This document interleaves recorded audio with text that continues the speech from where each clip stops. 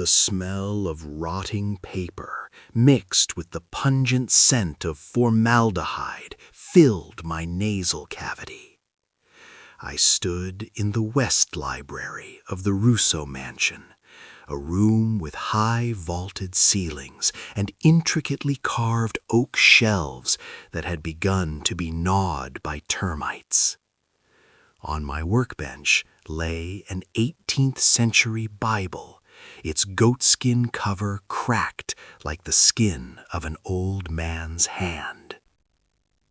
I wore pristine white cotton gloves, my right hand holding a pair of sharp-pointed stainless steel tweezers. I held my breath, focusing intently on a tiny black dot moving near the spine of the book. A queen termite. Just one wrong move, and the termite would secrete acid, ruining the fragile 300-year-old paper page. Click. The library door was pushed hard against the wall, creating a jarring noise that shattered the sacred silence of this place. My hand froze in midair. Isabella, my wife, walked in. Following her was Mr. Giovanni, my father-in-law. Both were dressed lavishly, ready for the afternoon tea party in the garden. Isabella wore a turquoise Versace silk dress, a string of pearls around her neck that I knew were high-end fakes. Mr. Giovanni wore a plaid suit, holding a glass of cognac even though it was only 3 p.m. "Are you still playing with those bugs, Liam?" Mr. Giovanni stepped forward, his booming voice echoing in the high vaulted space. He looked down at the precious book on the table with contemptuous eyes, as if looking at a pile of trash. "I am treating a termite nest, Father," I replied, my voice gentle, eyes never leaving the page. "If not removed at the root, they will spread to the maritime map collection." "I don't care about those scraps of paper," Mr. Giovanni shouted. He swung his arm, the wine-glass in his hand sloshing. And then he deliberately knocked over the bottle of cleaning solution I had placed at the corner of the table. Crash! The glass bottle fell onto the marble floor, shattering into pieces. The chemical solution spread out, emitting a strong smell of rubbing alcohol.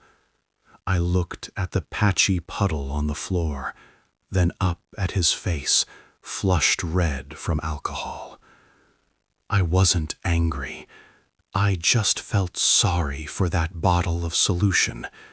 It was mixed according to my own formula, taking 3 weeks to distill. "Look at you," Mr. Giovanni sneered, pointing at my apron stained with chemicals. "Do you look any different from a butcher? The only difference is the butcher cuts meat and you cut scrap paper."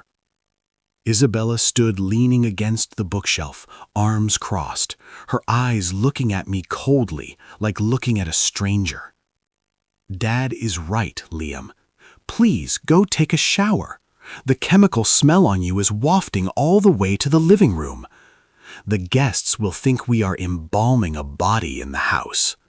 I took off the gloves, placing them neatly on the table. "I will clean up immediately."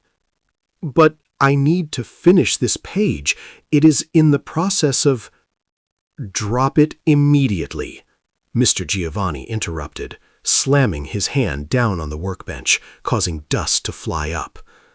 "I didn't come in here to hear you lecture about preservation processes. I came in here to give you a job." He threw an old scroll of parchment down in front of me. "Tomorrow night is the heir announcement ceremony. I need you to restore this." I opened the scroll. It was the Russo family tree. But as soon as I touched the paper material, the sensitive fingers of an expert told me the truth. This paper was not 19th century paper as it was dated. It was industrial paper from the early 20th century, soaked in tea water to create a fake yellowed stain.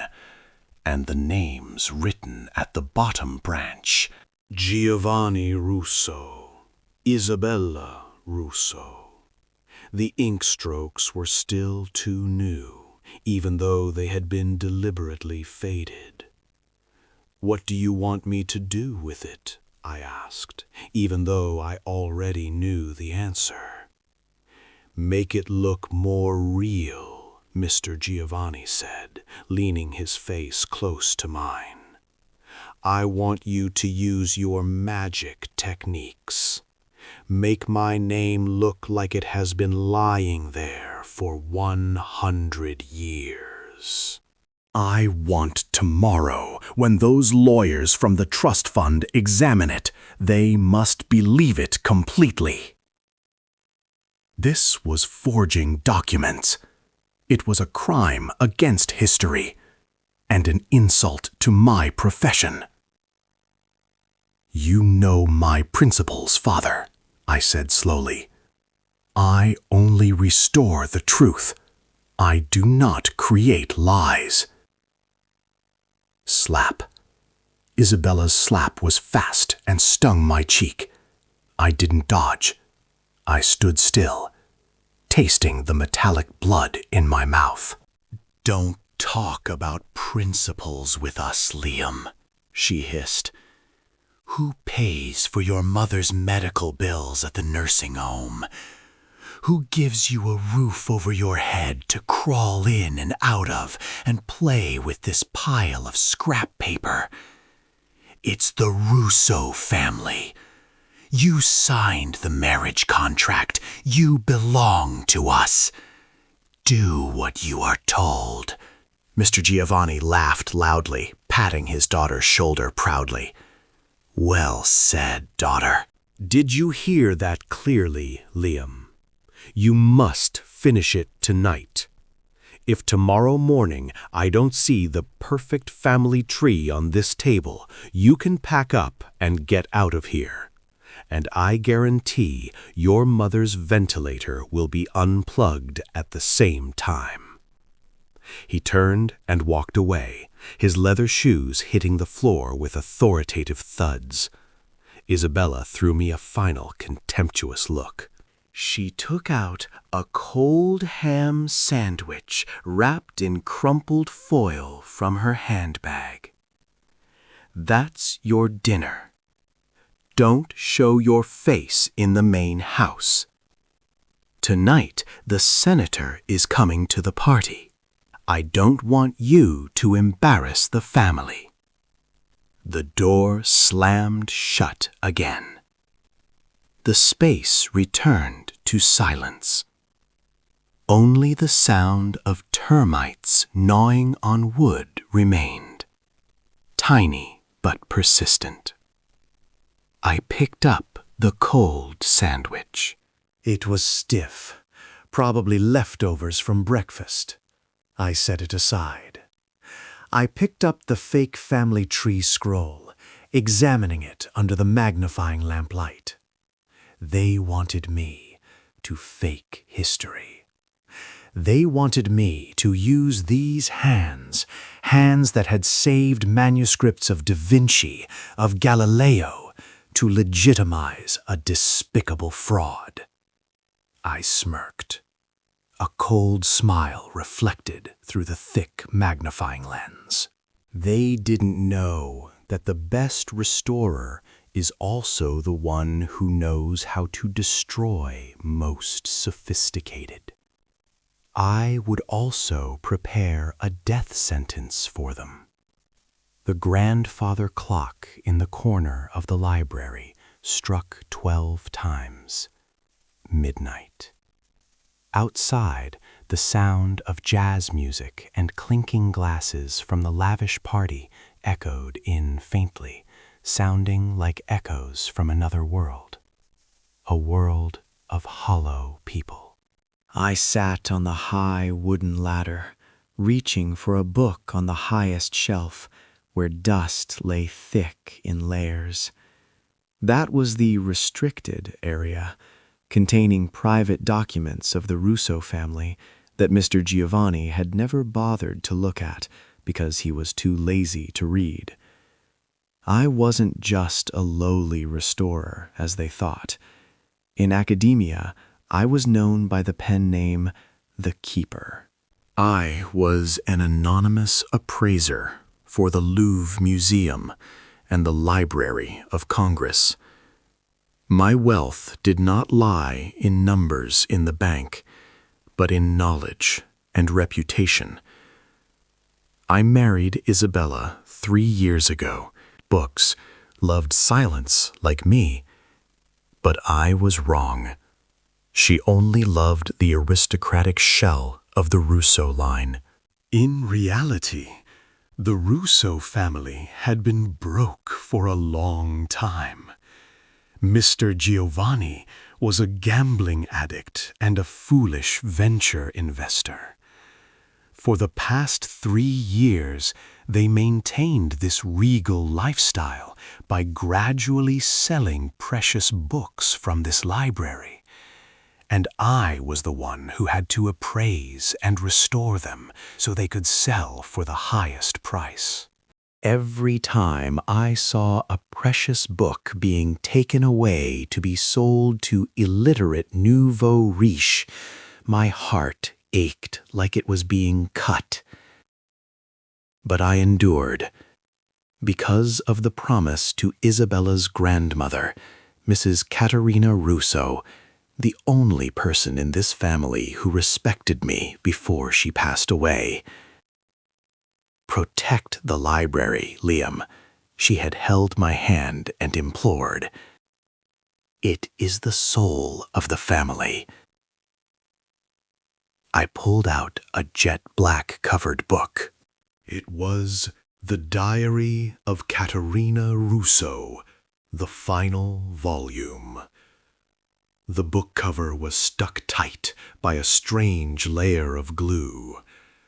Ordinary people would think it was stuck due to mold, but with my experience, this was an ancient sealing technique using egg whites and tree resin. I used a number 11 scalpel, gently slipping it into the gap between the spine and the cover. Snip! A sharp, sweet sound rang out. The fake cover layer separated, revealing a thin stack of papers hidden inside. I held my breath, shining the light on the handwriting, shaky but neat. October 14th, 1965. This sin will follow me to the grave. My poor son died as soon as he was born. I cannot let the Russo line die out. I did a terrible thing. I swapped him with the gardener's newborn son, Giovanni. He does not carry my blood. He is the son of a drunkard and a promiscuous woman. I have nurtured a snake in my bosom. He grew up greedy, cruel, and stupid, just like the blood flowing in his veins. My hands trembled. This shocking secret could overthrow everything. Mr. Giovanni was not the legal heir. He was just an impostor. I turned to the next page.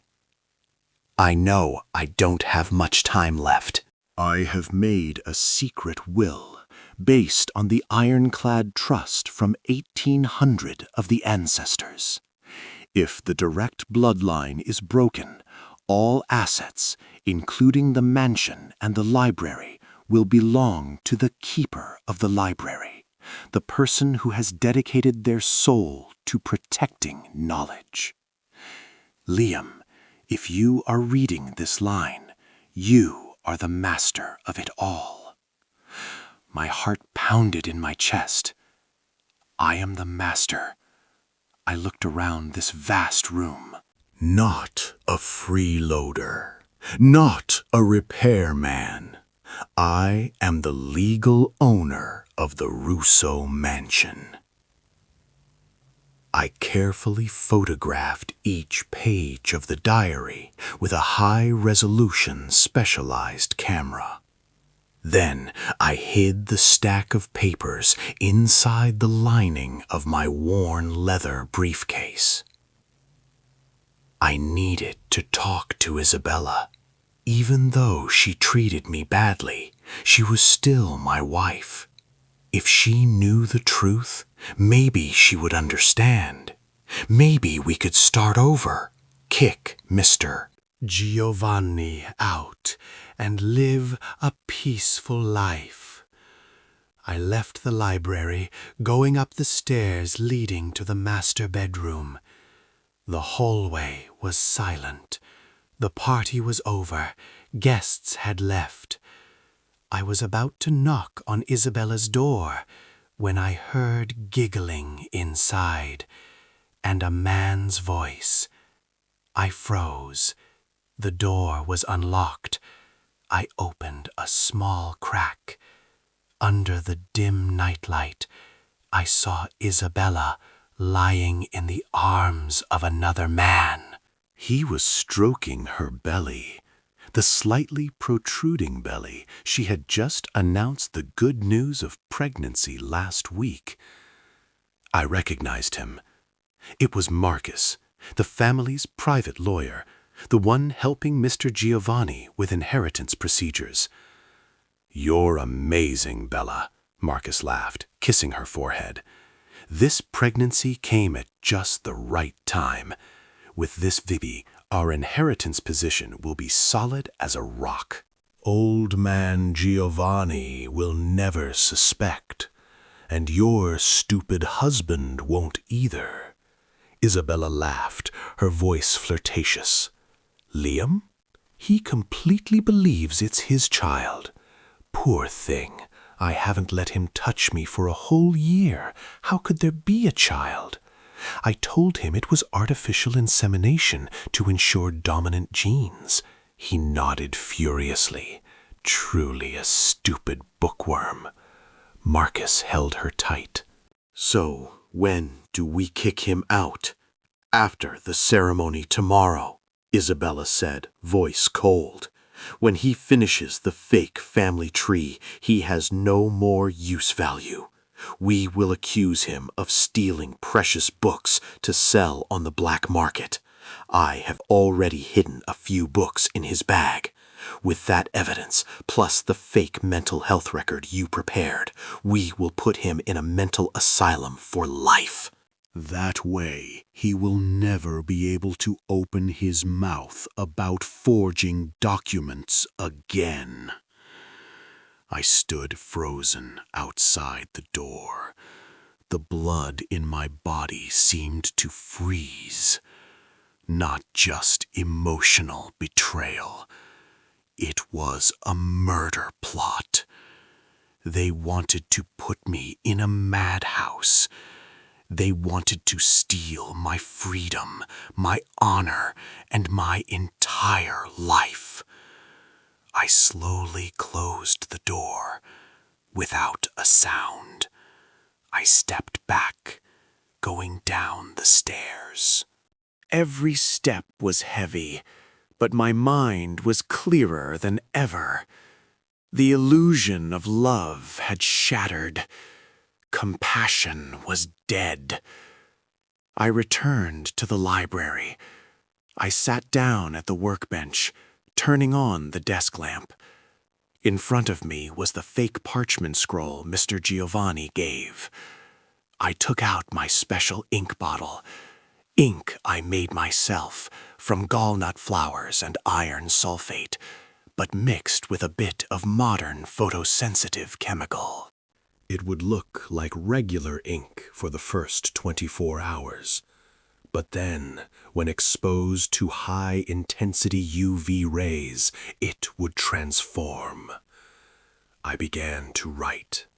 I would give them what they wanted: a perfect family tree, a perfect trap. I wrote Giovanni's name into the family tree. Each stroke was flowing, beautiful, but in my head I was writing their sentence. Tomorrow, I whispered to the termite crawling on the table surface. Tomorrow, we will clean the trash out of this library. The cold moonlight pierced through the stained glass window of the library, shining onto my workbench. I put the specialized magnifying glass to my eye, adjusting the focus until I clearly saw every fiber of the parchment paper. In front of me was Grandmother Katerina's diary, and next to it was an old gold locket. It was an object she never parted with when alive, containing a lock of her hair and her late husband's inside. I used tweezers to clamp, gently separating the protective glass layer of the locket. A lock of silver hair, fragile and brittle, appeared. This was the control sample. Now I needed the test sample. I took off the magnifying glass, placing it on the velvet cushion pad. I left the library, walking softly on the thick, carpeted hallway. It was late at night. Mr. Giovanni's snoring echoed from the master bedroom at the end of the east wing, sounding like the thunder of an old beast. I turned the doorknob, unlocked. Arrogance made him believe no one in this house dared to invade his territory. The smell of old cognac, cold cigar, and sour sweat hit my nose. I held my breath, stepping into the darkness. On the messy dressing table were expensive perfume bottles, a gold watch, and a horn comb. I turned on a tiny flashlight, the specialized kind used to inspect mold in books. The cold white light shone on the comb. Strands of black mixed with silver hair, stiff and coarse, stuck between the comb teeth. I used tweezers, carefully picking each strand of hair, putting them into the sterile zip bag I had prepared. I needed the hair follicle, the place containing the most complete DNA. Mr. Giovanni stirred in bed, the mattress springs creaking. I turned off the light immediately, standing motionless in the darkness. My heart beat slowly, stable at 60 beats per minute. I wasn't afraid. I was doing the work of a scientist, collecting specimens. The snoring sounded evenly again. I quietly retreated, closing the door. Back in the library, I turned my workbench into a miniature laboratory. I couldn't send samples to regular testing centers. The risk of identity exposure was too high. I would use connections in the Antiquities Restoration Circle. I packed the 2 hair samples into a lead-sealed envelope marked with a fake file code outside, dating 19th century specimen. The recipient was Dr. Eris, a forensic archaeology expert in Zurich, who owed me a big favor because I once helped him restore a burnt manuscript of Newton. I wrote an encrypted email to Eris. Specimens need lineage comparison. Priority top secret. Time 24 hours. I sealed the envelope with red wax, stamping the private crest of the Keeper. Tomorrow morning, it would be express shipped to Switzerland. And the truth about Giovanni's noble bloodline would be exposed under the electron microscope. 2 days later, the atmosphere in the house became extremely tense. Mr. Giovanni constantly urged me to finish the family tree. Marcus, the lawyer lover of my wife, had arrived early. He sat in the library, feet up on my desk, twirling a Mont Blanc fountain pen. "Hurry up, Liam," he said, voice full of condescension. "Don't keep Mr. Giovanni waiting. He is very eager to sign this new family tree." I was mixing ink, not regular India ink. I was using the iron gall ink recipe from the 12th century. It was made from tannic acid extracted from oak galls and iron sulfate salts. But I added a secret modern ingredient, cobalt chloride. When written, it would be eternally jet black. But under the influence of shortwave ultraviolet rays, UVC, and the heat of scanner lamps, the cobalt molecules would react. It wouldn't disappear, it would change color. And more importantly, I was writing in 2 layers. The bottom layer was the truth, the top layer was the lie. "Done," I said, putting the quill pen down. The family tree on parchment paper looked perfect in every detail. The fake names looked like they had been there for hundreds of years. Mr. Giovanni walked in, eyes lighting up when he saw the work. "Wonderful!" he exclaimed, stroking the paper surface. "Look, Marcus, no one can recognize this as a fake. This guy truly has the hands of the devil." "Sign here," he ordered me, pointing to the certifier box. "As the family's archivist, your signature will legitimize everything." I picked up the pen. I looked at him, then at Isabella, standing, leaning against the door, smiling triumphantly. They thought this signature was the noose tying my neck to their sins. They didn't know it was the detonator. I signed, Liam, the Keeper. The strokes were decisive, sharp. But I used a different ink for my signature. This ink would glow brilliantly under UV light, confirming ownership. "Very good." Marcus snatched the family tree, rolling it up carefully. "Now get lost. Tonight is the announcement party.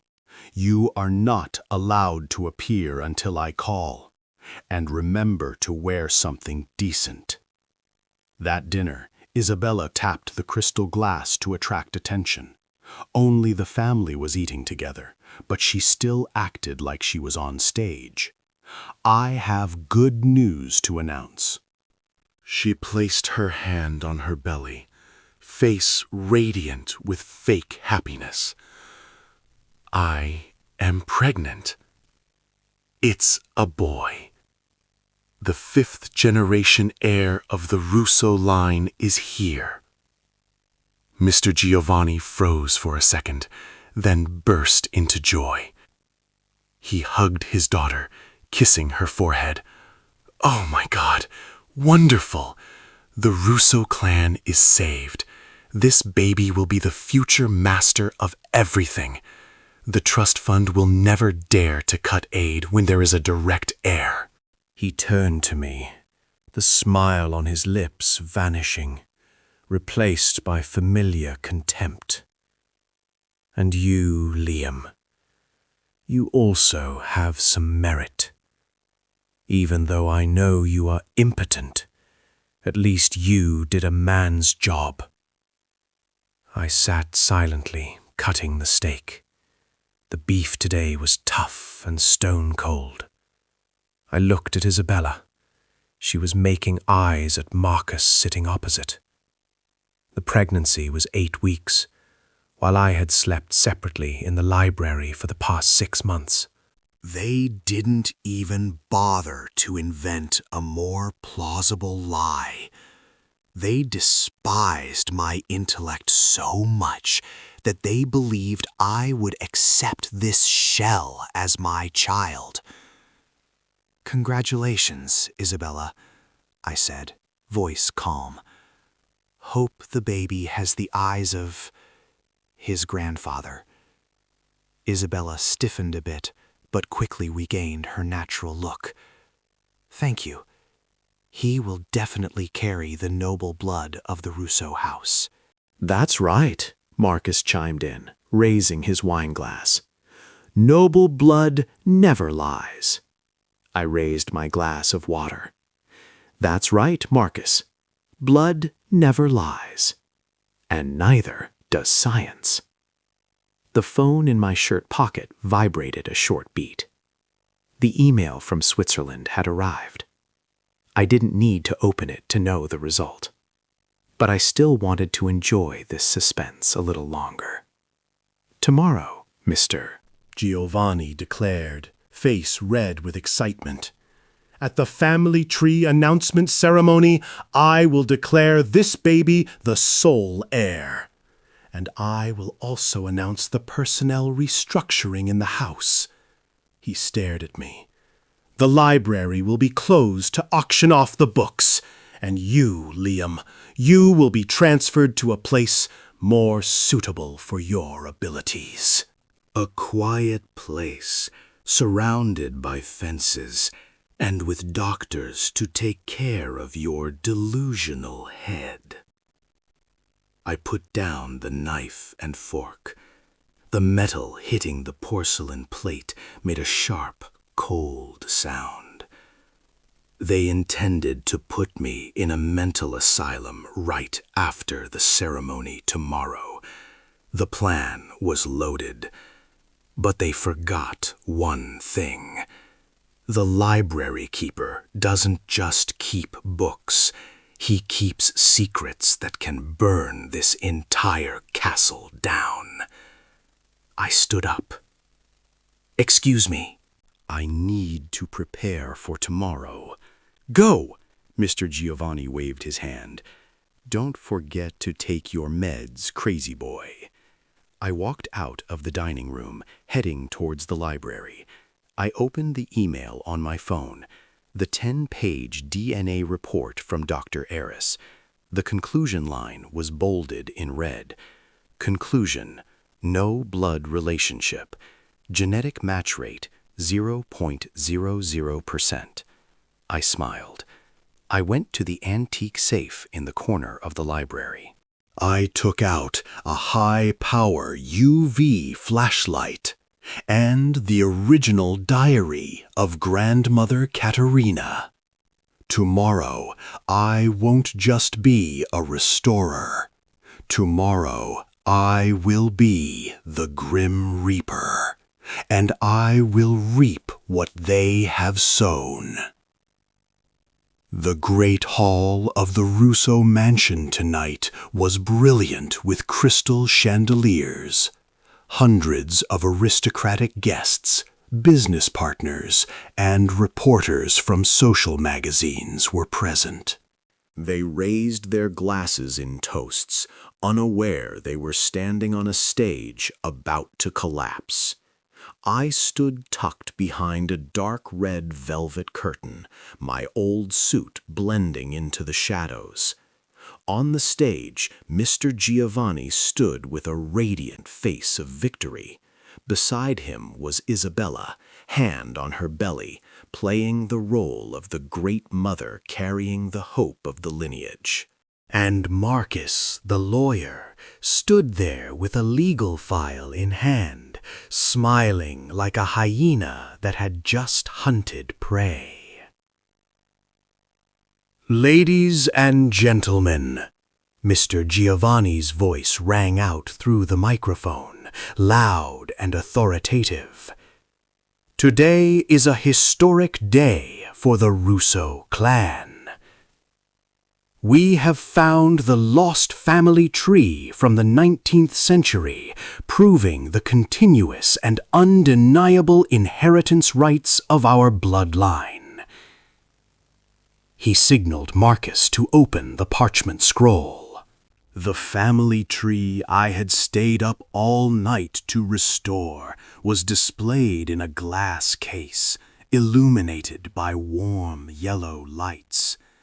The crowd gasped in admiration at its ancient beauty.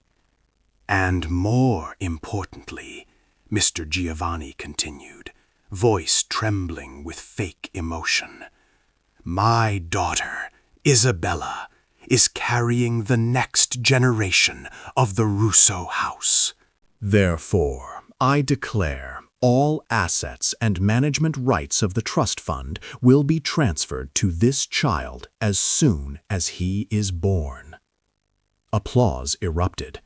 Isabella smiled, bowing like a queen. But before that, Mr. Giovanni suddenly lowered his voice, sharp eyes scanning the crowd, looking for me. "We need to clear the weeds so the roses can bloom. Liam." He called my name, not like calling a son-in-law, but like calling a defendant. "Step out here." I adjusted my collar, stepping out of the shadows.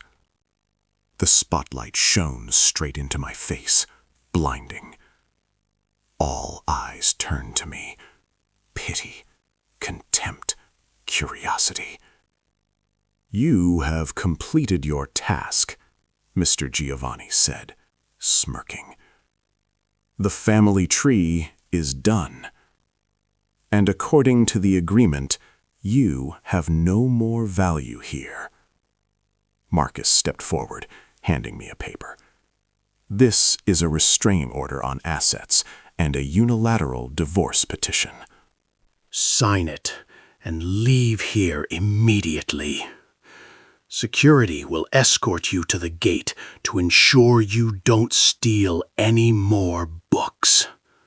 Isabella looked at me, eyes cold with no emotion. "Go, Liam. Don't ruin my son's happy day." I picked up the paper. I didn't sign. I tore it in half. Rip! The sound of tearing paper rang out clearly in the suddenly silent space. "You are right," I said, voice deep but echoing throughout the great hall. "Today is a historic day, but not a day of glory. It is Judgment Day." Mr. Giovanni turned purple with rage. "What are you doing? Security! Drag him out!" 2 large guards rushed forward. "Stop!" I shouted, raising high the jet-black covered original diary and the specialized UV flashlight.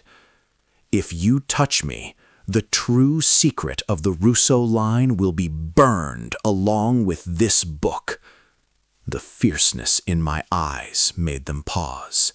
I walked straight onto the stage, pushing Marcus aside.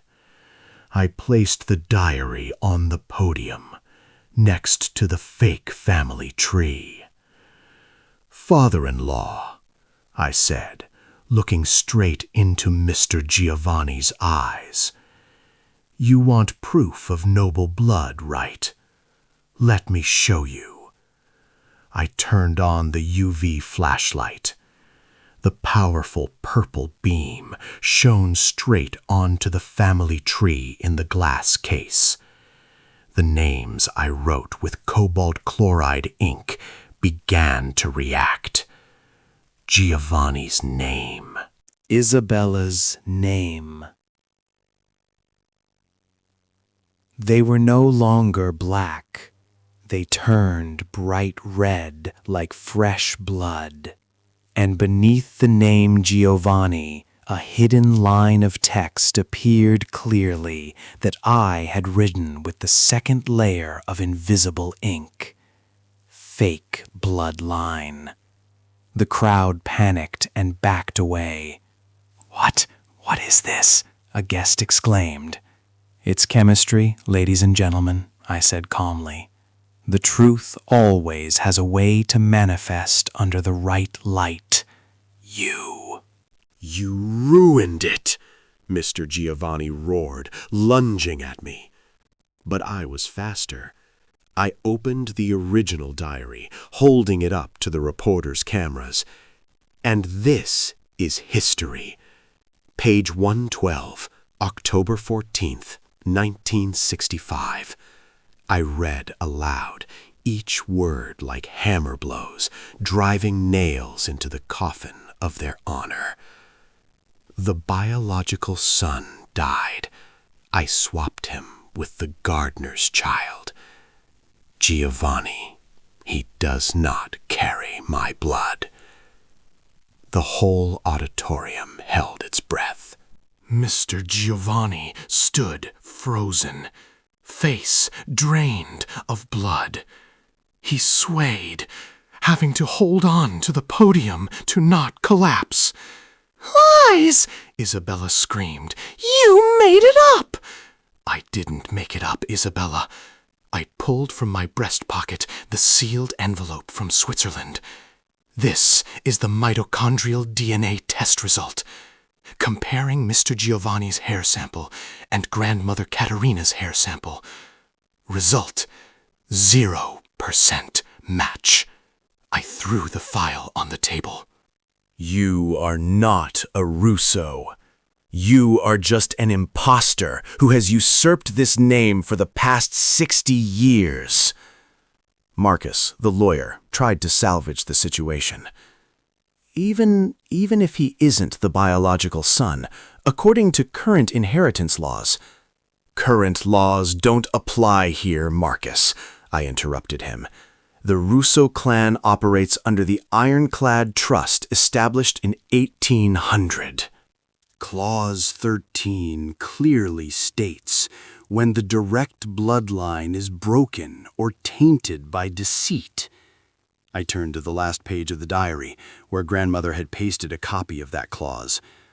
All assets will belong to the keeper of the library, the only person who has dedicated their life to protecting the truth. I shone the UV light on the bottom corner of the fake family tree. My signature appeared, glowing brightly in the dark. Liam, the keeper. I signed my name there, not as a witness, but as the owner. You wanted me to certify this family tree? I have certified it. I certify that it is a fake, and I am the sole heir. Isabella collapsed on the floor, covering her face and sobbing. Mr. Giovanni looked at me, eyes wide with horror, as if seeing a ghost. You calculated everything." That's right. I closed the diary. I am a restorer. My job is to remove rotten things to protect real value. And you are the queen termites I need to remove. The heavy iron gates of the Russo mansion opened. But this time, not to welcome guests, but to get rid of intruders. Police and legal representatives of the trust fund arrived right after I announced the evidence. Mr. Giovanni was escorted away for fraud, asset appropriation, and forging documents for many years. He walked unsteadily, with none of the spirit of a nobleman left. Isabella carried a small suitcase, crying miserably next to the police car. Marcus had fled as soon as he saw the police arrive, abandoning his lover and the child in her womb. Isabella saw me standing on the marble steps. She ran over, intending to grab my hand, but was blocked by security. "Liam, please! I was wrong! But what about the baby? The baby is innocent, Liam! It needs a father! It needs this home!" I looked at her, the once beautiful face now distorted by fear and calculation. I didn't feel gloating. I only felt a strange calmness. The baby is indeed innocent, Isabella, but it is not my child. And it doesn't carry the Russo name either. Take it to find its biological father. Marcus probably needs someone to visit him in prison. I turned my back, signaling security to close the gate. Don't ever come back here. The gate slammed shut, cutting off her screaming. Silence covered the garden. I took a deep breath. The air no longer smelled of overpowering perfume. No longer smelled of alcohol. Only the smell of damp earth and plants. I went back inside. The great hall was empty. The fake portraits of Mr. Giovanni on the wall had been taken down. I walked straight towards the library. This was my home. I opened the door and walked in. The familiar smell of old paper rushed to embrace me like a soulmate. I walked to the workbench. The 18th century Bible still lay there, unfinished. I put on the white gloves. I picked up the tweezers. I picked the last queen termite out of the spine, dropping it into the alcohol jar. "Done," I whispered. The book was saved, and so was my life. I closed the alcohol jar lid, placing it on the shelf like a trophy. I sat down in the chair, opening another book. Outside the window, dawn began to rise, casting the first rays of sunlight into the library, making dust particles suspended in the air sparkle like gold. I am Liam. I am the keeper. And finally, I could read in peace.